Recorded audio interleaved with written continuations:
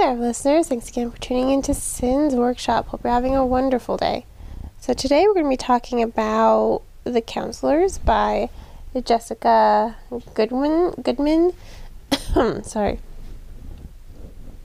And I have to say, it really... sorry, pardon me. I really did enjoy this novel. I kind of blew through it. So the story follows Goldie. As the story begins, you know something happened during the school year. She's pretty much ostracized, and she's looking forward to going back to the stayover camp, the summer camp that pretty much funds her town. And she gets to go pretty much for free because her parents work there and now she's a counselor there. So, yes, as you would imagine, it is a camp for rich kids. It doesn't let in the townies. It's super exclusive, right? And now it's the place that she's always felt safest for Goldie. Her home away from home, where no one knows what happened during the school year, and you're left wondering, well, what the heck happened, right? Is this going to be important to the story? When her boyfriend or ex-boyfriend is found dead in the camp's lake, which is considered private property, you are once again kind of thrown like, oh shit, because you know Goldie didn't do anything, or you think Goldie didn't do anything. There's a lot of misdirection here, and the way the story flows kind of builds that tension and the mystery, because it's not linear. Goldie is remembering her past. She's remembering two aspects of her past. She's remembering her relationship with Ava and Imogen, and she's also remembering her relationship with her boyfriend. The events that do coincide with one another, but also tend to clash. I think it's very well done, this storytelling, and I like the way that it's non-linear. You know, we don't remember our past in a linear fashion. Anything can strike up a memory, so it's not going to be linear how we remember things. And I like the way that Goldman kind of capitalizes on that. You know, she's got the then and the now, and the thens really do have an impact on either a scene that is about to happen or a scene that just happened. It really does add to the character dynamics, really does add to the history and the story building, and establishing really strong relationships between the characters, which is crucial for this type of story. It's a mystery thriller. On some level, we have to connect to these characters. I mean, we have to connect to the characters no matter what you're reading. But it's really crucial for the way that Goodman has done this story, the way she has structured it. It's very well done. It highlights just how important friendship is, and that's another thing that I took away from the story. There really is a strong definition of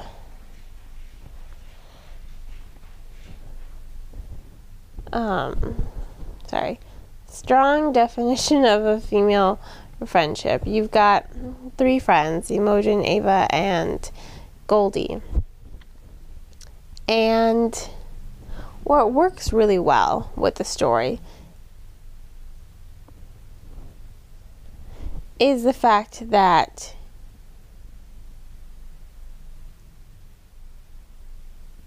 it, sorry, I lost my train of thought for a second. It's a strong definition of a female friendship because you've got two friends who are, I guess, Upper East Siders, I could call them. And then you have Goldie, who by definition would be considered a townie, but everyone's like, no, you're not like them. And she's just like, well, what makes me so different? She does note that her two friends, Goldie, she does note that Ava and Imogen are not always self-aware. They are privileged. They are of the privileged class. But what I think is really great is how they do not mistreat Goldie at all. They acknowledge that she is a townie, you know, she is from this small little town, and they don't look down on her for it, you know, they don't make her feel inadequate. They never once think, oh, well, we're rich, so we're better than you. Not with regards to her. They do offer her that respect. And I think it's the fact that their lives aren't as perfect as people think that also allows them to really look at the town not so much as just like this little town that wouldn't survive if it weren't for the camp, but it's just, there's a lot of goodness in these characters, and the way that they stand together really defines the novel. They have their secrets, sure, and they keep their secrets from one another, mainly because they're kind of ashamed, you know, they don't want their friends to think differently of them. And I think that that's what's really empowering, is when all three characters really do come and admit everything to themselves, all the secrets that they've been keeping. It's so wonderful to see three female characters bonded together, even stronger, and they just hug it out and cry, and they get mad at each other for, you know, keeping the secret in the first place, but they understand, you know, each of them didn't want the other two to think badly of them or poorly of them or judge them. And I think that that notes something in society that women, and I guess this is just the way society has, you know, just grown, unfortunately, but women tend to shame other women instead of standing by them. You don't always have to agree with someone, and these characters, you know, they don't always agree with one another or with their decisions, but they don't shame one of the characters for it. They're just like, okay, this happened, what do you need from me? They're like, come here, let's hug it out. They're there for them in their moment of need. They don't shame them. And I think that that's very empowering to see these three female characters, two rich, one, you know, middle class, bonded and not think lesser of each other. You know, there is this definite class difference that Goodman does highlight in the story. You know, the camp is full of rich kids, and then you've got the small little town where no one, you know, you just kind of get stuck there. So it's very hard to actually get out. And you have this little town undermined by all the rich people. So there definitely is a discussion of class separation in the novel, which I did like that. It does add to the mystery because you know that there's something going on here, and you know everything is interconnected. Goldie and her friends, their relationship is interconnected. You've got the camp and the town interconnected. Goldie and her boyfriend and the camp interconnected. Everything is interconnected. It's a giant weave, a giant web, and you're just trying to figure out, okay, how is it all interconnected? What is bringing them all together? You don't find out until the end, which I think is great. Yeah, everything is interconnected, but nothing is given away until the very end. You don't see how everything is interconnected until the very end, and that's good. It works. It's not jarring. The way Goodman structured it, the way she's just kind of layering things in through Goldie's memory, it makes the story worth reading because it is interconnected. It is mysterious. especially once Goldie's boyfriend ends up dead in the lake. You know, you're just like, what the heck?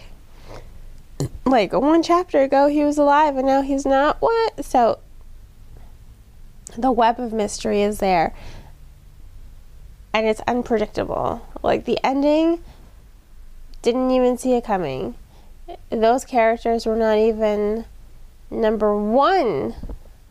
We're in the top 5 of my suspect list. That's another thing Goodman does. She's really good at misdirection. She's really good at planting a bunch of red herrings, and you're just like, it's obviously a red herring, but you can't have that nagging feeling in the back of your head like, but maybe that's on purpose. Maybe that's an obvious red herring, so it is that person. Or maybe it's that person. Or maybe it's that person. She keeps you guessing who the murderer is, and that's what's really good for the story. I personally enjoyed it. I kind of just flew through it. Once I hit that halfway mark, I'm like, okay, I need to see who did it. I need to know who done it. So once I went past that halfway mark, I just couldn't put it down, and I was just like, I need to know, and I blew through it that last half. I took my time with the first half because I was also reading like 2 different books at the same time. But once I hit the halfway mark, I'm like, I need to know. I was like itching to just finish it so I could figure out who done it. That's the thing with mysteries, you know. Once you get to that point, you're just like, I can't put it down. I need to know. And that's what makes a good mystery. So I have to give The Counselors 4 out of 5 stars. I really do like how it highlights a really strong female friendship, one that's not taken down by social constructs or boys. I like how she highlights, like, yeah, there is a definite difference in class status with these girls, but they do not let that define their relationship and their friendship. I like how the story does talk about class differences and how sometimes it can just, something seems good, but it can negate all the good it does by oppressing the lower and middle class people, you know? So, and I love the pacing. The pacing was amazing. That mystery, the way it's unpredictable, it keeps you guessing. Those multiple red herrings and use of misdirection, I think they were all layered together and they worked together to really build a strong story. So, once again, The Counselors, I'm going to give it 4 out of 5 stars. Please remember, if you want to purchase the book, to please purchase from your local bookseller or online book retailer. All I ask is that you support your bookstores versus purchasing the book off of Amazon. You can go on bookshop.org, purchase there, and donate a book to a local independently owned bookstore nearest you. And if the bookstore is closest to you, I say give them a visit. BarnesandNoble.com does ship across the country and internationally. Just because there's not a Barnes & Noble nearest you doesn't mean you can't shop online from them. If you're going to shop online anyway, we might as well support your bookstores and do it by using Bookshop and Barnes & Noble. If your excuse is, oh, well, it's cheaper on Amazon, well then, you know what's really cheap? Your local library. You can get books for free. So please support your local library and get the book from them if money is very tight and you're on a budget. On that note, I hope you all will support this podcast by liking it and sharing it with all your book-loving friends. You can also become a supporter on Buy Me a Coffee or on Anchor FM, my recording platform. I've got information on all of that in the description of this podcast. Hope you all have a great rest of your day, and as always, happy reading.